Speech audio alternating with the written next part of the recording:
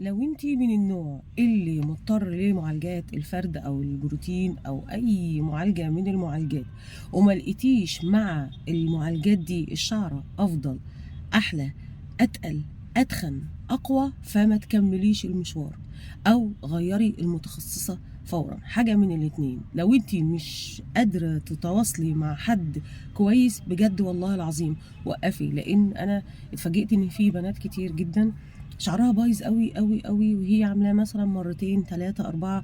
طب انت كل مرة بتشوفيه أسوأ، ليه بتكملي؟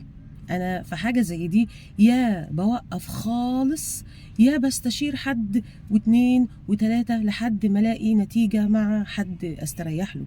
اذا لو انت هتعملي البروتين كذا مرة وما لقيتيش النتيجة ان الشعر افضل والمع واقوى، بجد والله العظيم وقفي، لان كده معناها ان انت رايحه لخطر.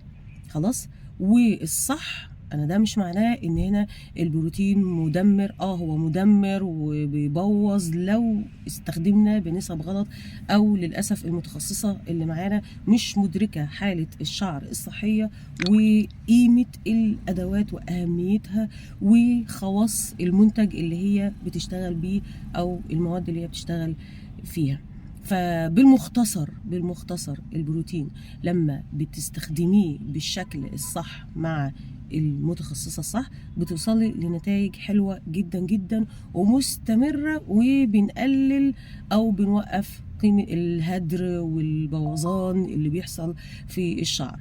تمام. لكن لو النسب مختلفة او النسب مش مظبوطة بالمعنى الأصح، هنا بتبقى الموضوع سيء للأسوأ للأسوأ. فانت لما تلاقي علامات زي دي لازم توقفي فورا او تغيري المتخصصة مرة واثنين وثلاثة لحد ما تستريحي نفسيا.